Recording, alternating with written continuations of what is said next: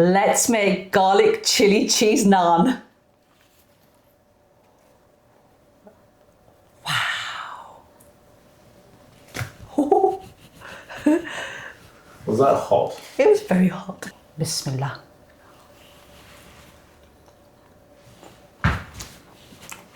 Oh.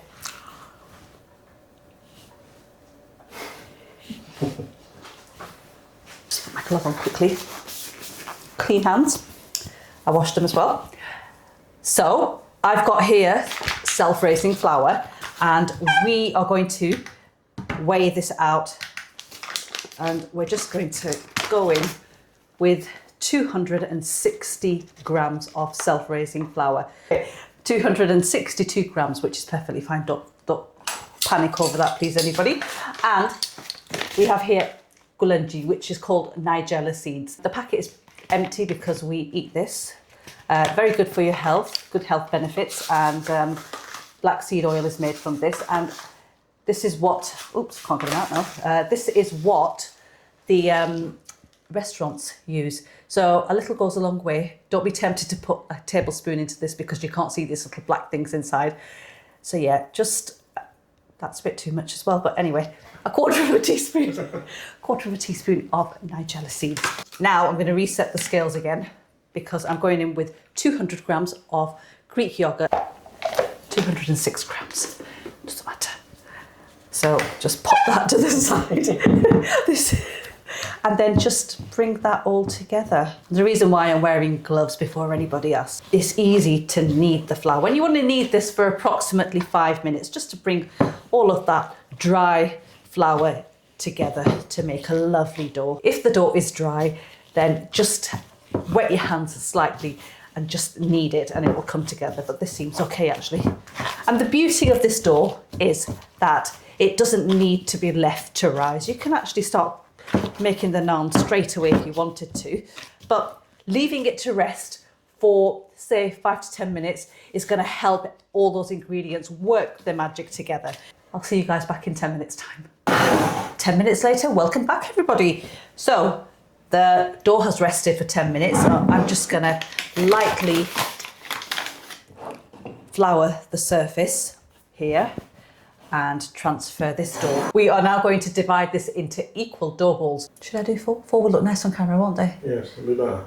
Forget the 6 then, we're doing 4. If you want to do 6 or 8, or you want to make mini naans, oh, they'll be so cute with the kiddos. You can do that as well. But yeah, we'll go with 4. So, makes it easy actually to portion this out.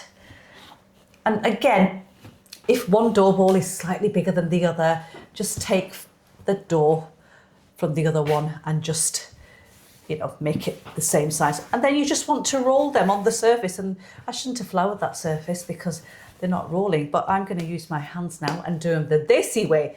So make sure you bring everything into the middle, and you don't want any opening there. You want that area closed completely because that's what's going to allow the naan to puff up. So bring it together, pinch it in the middle, and then put it on the surface and do that. Or you could just do it with your hands, which I can do, but I don't know why I did that. Right, so when your dough balls are ready, clearly just put the 3 of them to the side. And we're now working with 1. So push down like that, flatten it. In fact, I'm going to roll it a little bit because I want it to be quite flat. I want a little bit of surface space there. And now I'm going to add 2 more ingredients to this to make it even more wonderful. I've got here a mix of cheddar and, well, grated cheddar and mozzarella. Now you can use mozzarella if you wanted to, that's perfectly fine, but I'm using a mix of cheddar and mozzarella to give it an even more luxurious, cheesy taste to this, and also the pull as well. So good handful of that. And do you know what? Don't be stingy with your cheese, add it in. And now the chili flakes, these are optional, but I like to add a little bit of chili flakes into this. And if you're really brave and you want more heat, then finely slice some red or green chilies and add them in. They're gonna make the ultimate cheesy chili garlic naans. Well, garlic is going to come later into the equation. And now just bring everything together and just make sure you just bring everything to the middle and just pinch and have all of that cheese encased in that wonderful little naan. There you are, look at that. And then just roll it over. So you have your surface which is floured. Flatten it down a little bit. There'll be air bubbles in there. Don't panic. And now just roll. And you can have them whatever shape you fancy. And I just tend to do them like round chapatis, to be honest, because it's just easier. That's how I like to make them. Right, let me introduce you to the tawa. The tawa is what we use at home to make chapatis, parathas, naan, any kind of flatbreads really. Really heavy. This is a solid one. I picked this up from Morrison's, which had an Asian aisle, a South Asian aisle, and they used to sell these. I have not seen them since I've actually picked one of these, but you can get them from any local Asian supermarket that does like pots and pans and things like that. You can use a heavy bottomed pan. It'll work on that as well. This is how we test if the tawa is ready, okay? But don't do that. You burn your hands. Yeah. That's what you do. Just water, and that is ready. So I'm just going to turn it down now to a medium, and then I'm going to take the naan and I'm just going to pop it on.